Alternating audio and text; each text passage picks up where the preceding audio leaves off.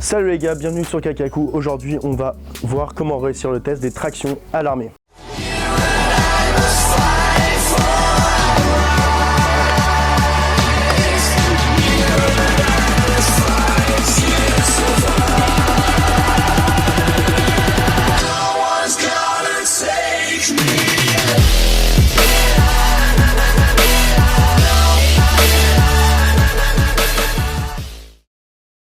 À qui s'adresse cette vidéo? Tout d'abord, tous ceux qui voudraient le passer et performer aux tractions, donc que ce soit pour les forces spéciales, pour les pompiers, pour l'infanterie et autres armes, que ce soit pour vous améliorer la traction, que ce soit en muscu, que ce soit en street workout, calisthénique comme je le pratique.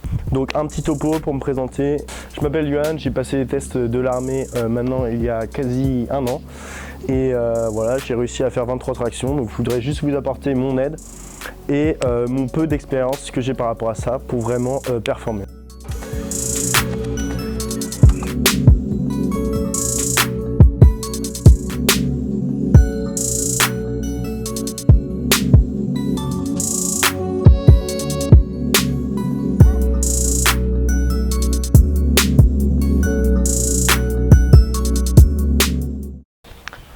Ok les gars, donc là on va voir un peu tout ce qu'il faut bien réaliser pour les tractions. Déjà, quand ça grippe. Bon là, vous n'aurez pas trop l'occasion le jour J, et là c'est pareil pour moi, d'avoir un grip super nickel. En tout cas, ce qu'il faut savoir, c'est qu'il faut serrer un maximum. Serrer un maximum, ça va vous donner de la force. Vous contractez les abdos, vous serrez les jambes. Vous allez contracter les omoplates. Donc voilà, la différence, c'est quand je contracte, je suis comme ça. Quand je contracte pas, je suis comme ça. Boum, boum. Et là, vous allez être explosif sur la montée. Hop, on contracte. On passe le menton. Et vous avez vu au niveau du souffle, je souffle. Vous avez vu que ce soit le menton, je le passe bien. Je contracte bien les omoplates, je serre, boum. Alors petit disclaimer, on va dire, quand vous voulez finir une série, vous avez réussi à faire 8 tractions, vous savez que vous devez en faire 10, vous n'avez plus d'énergie, et là vous allez commencer à faire un truc comme ça. J'arrive même pas à le faire. Vous voyez ce que je veux dire? Bon là j'exagère bien sûr, c'est faire la vague, ça ne fonctionnera pas. On ne va pas vous les compter, vous allez vous épuiser, donc les gars pour l'instant, concentrez-vous. C'est ça que j'ai oublié d'ailleurs. C'est l'aspect sur la concentration. Il y a 2 points. Il y en a un, ça va être quand vous prenez la barre, vous la serrez, vous êtes concentré, vous dites ok, il faut que je passe la tête au-dessus, il faut que mon regard il passe au-dessus pour vous faire un repère. Et le deuxième très important, ça va être de se concentrer sur les muscles les plus utilisés, les muscles qu'on cherche à utiliser. Par exemple, quand je prends des tractions wide, très larges, je vais vraiment vouloir au maximum utiliser grand dorsal, grand rond. Je vous ai créé 3 routines comme j'en avais parlé avant. Donc je vous ai créé une routine tout d'abord pour les débutants. Donc ça c'est vraiment les personnes qui n'arrivent pas à faire, qui sont de 0 à 5 tractions. Donc tout d'abord ce qu'il va falloir faire, c'est tout simplement tester son niveau. Donc tester son niveau, ça sera pareil pour donc que vous soyez débutant ou intermédiaire. Donc de intermédiaire, c'est 5 à 15 tractions. Ça va être de vous tester et de faire votre max. On revient aux débutants. Donc vous avez tapé votre maximum. Bon, imaginons, voilà, on a tous commencé comme ça. Vous avez réussi à en faire 1, 2. Bon, c'est un peu, vous dites putain, je vais jamais réussir à en faire 20. Il me dit de la merde. Vous inquiétez pas les gars, je vous dis pas de la merde. On a tous eu ce problème. Donc cette routine, vous allez la faire au début peut-être juste 2 fois, voire 3 fois par semaine, pas plus. Pourquoi pas plus et pas tous les jours par exemple? Parce qu'il va y avoir 2 facteurs. Donc il va y avoir le facteur par rapport à votre système nerveux. Votre système nerveux, le problème c'est que vous n'êtes pas habitué pour l'instant à faire ce mouvement. Et donc c'est pareil pour les pompes, c'est pareil quand vous êtes à la salle pour le développer couché. Vu que votre système nerveux n'est pas habitué, le mouvement il va pas être super clean. Vous allez un peu trembler quand vous allez monter et du coup ça va vous demander encore plus d'efforts. Donc c'est normal que les 2 premières semaines, vous subissiez un peu vos routines, ce qui va avoir déjà le fait que vous n'avez pas forcément les muscles qui sont assez développés et en plus, il y a votre système nerveux qui n'est pas prêt, vous le choquez un peu. Donc la routine que je vous propose, ça va être 4 séries. 4 séries avec 1 minute 30 à 2 minutes. Alors certains vont me dire, ouais vas-y 2 minutes c'est trop long. Non, c'est pas trop long parce que justement on revient au problème du système nerveux, c'est votre corps, Peut-être que vous allez récupérer, vous allez vous dire au bout de 45 secondes, vas-y c'est bon, je suis chaud. Mais laissez un peu votre temps à votre système nerveux de récupérer. Donc 4 séries.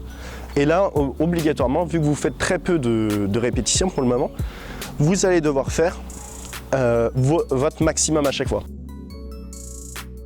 Donc le problème, c'est que vous me dites, ouais mais attends Yann, t'es sympa, mais si mon maximum c'est une traction, je vais faire 4 fois une traction, c'est de la merde. T'inquiète pas mon pote, ce que tu vas faire, tu vas devoir un tout petit peu investir, et tu vas investir dans des élastiques. Donc des élastiques, si tu veux, je te mettrai un lien en description où en acheter. Ça coûte une dizaine d'euros. Et en fait, donc, dans les élastiques que j'ai par exemple, j'ai le rouge, très faible résistance, le bleu qui a une plutôt bonne résistance, et le gris qui a une très forte résistance. Donc vraiment, quand tu as un gros débutant, un gros bab tout fragile comme il faut, il va falloir que tu utilises le gris. Donc le gris, c'est simple, tu l'attaches comme ça. Donc imaginons que vous arriviez à faire 2 tractions. Sauf qu'avec l'élastique, vous allez peut-être en faire allez, 5 tractions avec l'élastique gris. Donc 5 tractions avec l'élastique gris. Donc tac, vous allez taper. Et après, pour les autres séries, plutôt que faire toujours des tractions classiques comme j'ai fait avec ce grip là, vous allez changer de grip. Donc comme exemple que je vous donne, c'est vous avez fait votre première série en normal, on va les appeler, les classiques. La deuxième, vous allez faire en grip resserré, comme ça. Hop, vous mettez vraiment les mains tout près et c'est le même principe. Après que vous ayez fait votre deuxième série donc en resserré, votre troisième série, vous allez changer un peu et faire des chin-up, donc des supinations. Donc comme ceci. Donc vous avez les 2 mains dans l'autre sens. Et là, elles peuvent être resserrées ou épaules par exemple. Et là, donc pareil, vous montez. Et quand vous redescendez, faites vu que le mouvement n'est pas naturel, genre redescendre comme ça. Si vous allez trop vite, vous risquez de vous blesser au niveau des coudes. Donc allez-y plus doucement sur la descente encore avec les chin-up. Donc quand vous avez fait votre troisième série en chin-up, toujours vous faites un max, 1 minute 30 de récup et vous passez à la dernière. Vous allez revenir sur des classiques.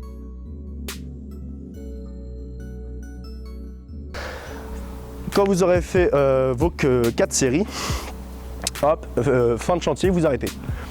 Bon après, il y en a qui vont me dire ouais mais tu fais chier parce que moi j'ai pas envie forcément d'acheter un élastique, c'est de la merde, je connais plein de gens qui ont fait sans élastique et tout. Alors c'est vrai, moi aussi j'ai commencé sans élastique, c'est juste que l'élastique c'est un peu un moyen qui vous permet d'aller plus vite, de progresser plus vite. Néanmoins il existe d'autres moyens pour progresser aux tractions, même quand vous n'arrivez pas à en faire beaucoup, sans les élastiques. Donc vous allez faire par exemple en exercice des tractions négatives. Donc bon, là ma barre elle est un peu haute, mais quand elle est un peu plus basse et que vous avez déjà les pieds qui touchent, le principe c'est que vous sautez, vous arrivez directement en haut de la barre et c'est sur la descente, vous la faites vraiment doucement. Et en fait, les négatives, dans tout le street workout, toutes les figures, vous allez voir que quand vous n'arrivez pas à faire un exercice, faire des négatifs, ça va vous permettre au fur et à mesure de faire l'exercice en entier. Donc hop, j'arrive pour la traction, je me mets en haut comme ça, et là, je descends très lentement comme ça. Donc il y a ça, ou encore, il y a les rowing, ou les Australian pull-up, ils appellent ça, les copains américains. Vous vous mettez comme pour une traction, vous vous inclinez comme ceci, et voilà, et là, hop, vous tirez. Et vous allez voir que ça nous sert à l'échauffement, comme ça nous sert pour compléter nos séries. Par exemple, si vous étiez parti du fait que à cette série, vous vouliez faire 4 tractions, 4 tractions, 4 tractions, 4 tractions, 4 fois, et que bon, finalement, aux deux dernières, vous arrivez à en faire que 2, c'est pas grave, vous allez compléter par 2 à 4 par exemple rowing. Et si ça ne travaille pas assez quand vous êtes comme ça, vous avez juste à avancer vos pieds pour vous rapprocher le plus possible et mettre le plus possible de poids sur votre dos. Un autre exercice qui peut renforcer, enfin en fin de séance, qui va renforcer votre grip, parce que vous allez voir qu'au début vous n'êtes pas habitué à vous suspendre à la barre, du coup au niveau des avant-bras ça va vous fumer, et vous allez vous accrocher à la barre et vous mettre à la moitié d'une traction comme ça et tenir le maximum possible. Donc là c'est de l'isométrie en gros, et au niveau du grip ça va vous renforcer et aussi vous allez vous améliorer au niveau des tractions. Ok, donc pour les intermédiaires, on va travailler en pyramide descendante. Donc contrairement aux débutants où on travaillait en 4 fois faire son maximum de répétitions, là on va commencer à travailler de manière, je vais dire, un tout petit peu plus intelligente. Donc la pyramide descendante, le principe c'est votre première série, vous allez faire 80% de votre max. La deuxième série, peut-être 70 à 60%, etc. en descendant. Donc, je prends un exemple pour être plus clair. Si votre maximum, c'est 10 tractions, pronation, clean, et bah du coup, votre première série, vous allez commencer par 8 tractions. La deuxième, vous allez en faire 6. Après, vous allez en faire 4, 2, 0. C'est un peu con. Donc en fait, soit vous descendez de 2 si vous sentez que vous n'avez pas assez de force, ou alors après justement pour augmenter la difficulté de l'effort, vous allez faire 8, 7, 6, 5, 4. Donc juste une traction en moins à chaque fois. Donc vous avez fait, je rappelle, wide, classique ou close. Troisième série, 6 tractions. Donc là, la troisième série, vous allez passer par exemple en chin-up. Les chin-up en mode supination. Vous pouvez faire resserrer. Les resserrer, en fait, elles vont vous paraître plus simples. Plus simples parce que, en fait, quand vous êtes resserré, vous allez utiliser au maximum vos biceps. Et souvent, vous avez quand même pas mal de force dans les biceps qui vous restent après avoir fait des tractions très larges qui utilisaient surtout le dos. Quand vous aurez fait vos 6 tractions, vous prenez du repos. Alors, ouais, je rappelle, pour le repos, à chaque fois, on va prendre 1 minute 30. Quatrième série, c'est au choix. Là, je vous donne un exemple, mais c'est au choix. Vous allez repartir par exemple sur des classiques épaules. Et donc la dernière, donc ça dépend. Essayez de faire par exemple, vu que vous avez 5 séries, essayez d'en faire au moins 3 en pronation, parce que c'est quand même les pronations qu'on cherche, c'est ce travail-là. Et 2 en supination, pareil, pour bien compléter au niveau des biceps, d'avoir un bon équilibre entre la force que vous avez grâce à votre dos et la force grâce à vos bras. Si vous n'arrivez pas à compléter vos séries, vous vous êtes dit, je dois faire 8, 7, 6, 5, 4 tractions pour chaque série. Et bien là, encore une fois, donc ce qui peut être utile pour vous, ça va être d'acheter un élastique à faible résistance. Donc un élastique rouge ou jaune, souvent c'est les couleurs à faible résistance. Et vous allez pouvoir, éventuellement, quand vous allez vous rapprocher des 15 tractions, parce que là c'est un niveau de 5 à 15 tractions, on va dire quand vous arrivez à plus de 10 tractions, vous pouvez commencer à penser à vous lester. Donc pour vous lester, soit avec une ceinture lestée, soit avec un gilet lesté, ou les deux, mais bon pour l'instant ça ferait beaucoup. Donc là par exemple cette veste, elle est à 10 kg de lest, voilà. Et éventuellement vous pouvez la garder pour votre première série. Et du coup c'est pas grave, votre pyramide elle va être un peu pétée, c'est-à-dire qu'au lieu de faire 8, vous allez faire 4 à 10 kg et après vous repartez à 7. Mais sans les 10 kg du coup. Je crois que j'ai fait le tour par rapport au niveau intermédiaire. Donc bon courage les gars, et on va parler maintenant du niveau expert.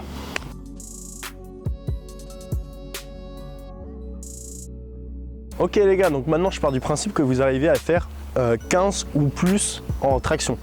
Et votre objectif ici c'est de faire un maximum de traction, donc comme je l'ai dit, plus de 20 tractions. Certainement que si vous faites plus de 15 tractions, soit vous avez suivi juste un travail sur les tractions avant, ou plus certainement, vous faites déjà vous allez à la muscu, ou alors vous faites du street workout, et du coup dans ce cas-là, vous travaillez aussi par exemple les pectoraux avec les pompes, les triceps pareil, avec les dips, etc. Vous ne faites pas que des tractions. Du coup vous faites soit des full body workout, ou alors des pull, push, leg, ou des splits, etc. Donc là ce qui peut être intéressant c'est le travail que je vais vous proposer, de l'incorporer dans une pull ou dans une full body workout. Donc full body, hein, c'est tout le corps, pour les moins anglophones. Donc, vous allez pouvoir juste utiliser, si vous le voulez, les quelques conseils que je vous donne en termes d'exercice pour augmenter votre force musculaire au niveau du dos, et l'endurance musculaire bien sûr, parce que là c'est quand même un travail plus d'endurance que de force.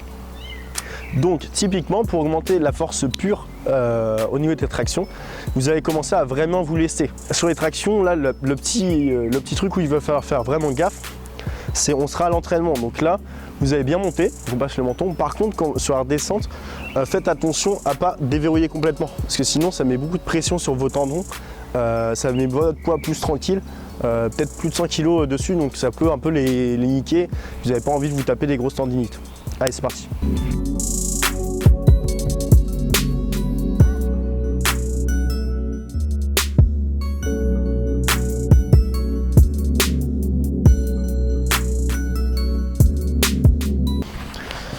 Ok, donc une fois qu'on a fait ça, une autre possibilité, donc je pense que vous l'aurez vu, c'est les anneaux.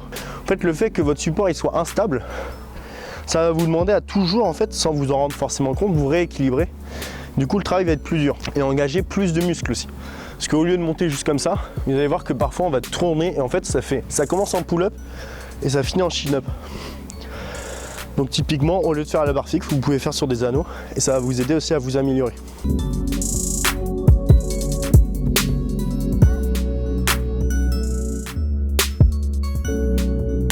Après, ce que vous pouvez faire en variante, ça va être hyper bien ça va être les tractions explosives.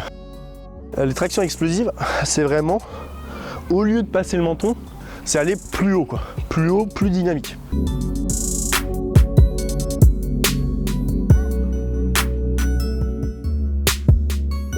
Donc là, vous allez voir aussi que les tractions, après, quand vous allez en faire des classiques, ça va vous paraître tellement simple. Les premières, vous allez à peine les sentir. Vous allez commencer à les sentir au bout de 13, un truc comme ça, grâce à ce travail-là. Autre variante que vous pouvez utiliser, après il en existe des milliers, hein. Moi je vous en donne juste quelques-unes, ça peut être les, on a qu'à les faire sur les anneaux, tiens, les archers pull-up. C'est un travail qui va engager plus un côté du corps que l'autre. Qu'on va monter d'un côté, hop, et tendre le bras de l'autre, comme ça.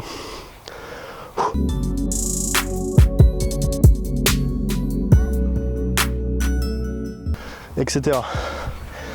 Bon là, je vous avoue, j'ai un peu galéré, je fatigue un peu. Vous avez aussi les variantes avec les doigts, tout simplement, parce qu'au lieu d'avoir un full grip, vous allez avoir un grip à 3 doigts ou 2 doigts chacun. Même un doigt pour les mecs un peu déter, allez. Non, peut-être 2 doigts chacun. Donc je mets 2 doigts, hop.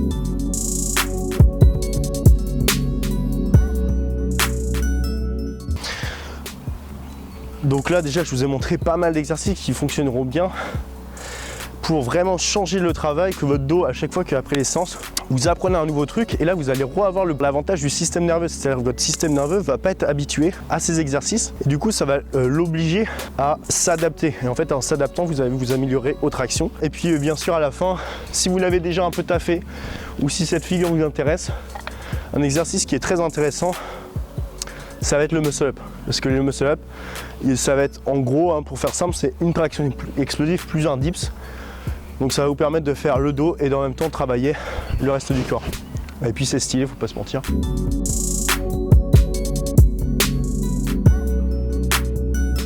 Ah oui, c'est une petite dernière. Pour engager aussi les abdos quand vous faites votre travail de traction, ça va être des tractions en L-sit. Bon voilà les gars, je crois que je vous ai à peu près tout montré au niveau des tractions. Si vous le suivez bien, ah ouais, au niveau de la récup, je vous ai pas dit, juste un petit truc par rapport à la force. Quand vous allez travailler donc des figures, en niveau de répétition, forcément, vous allez plus être entre 2 à 7 répétitions. Quelque chose comme ça. Ce qui va faire que vous allez faire moins de répétitions et aussi vous allez avoir besoin de plus de repos. Typiquement, 2 minutes 30 de repos, de récup. Ça peut être pour les exercices où on utilise tout ce qui est lesté assez lourd.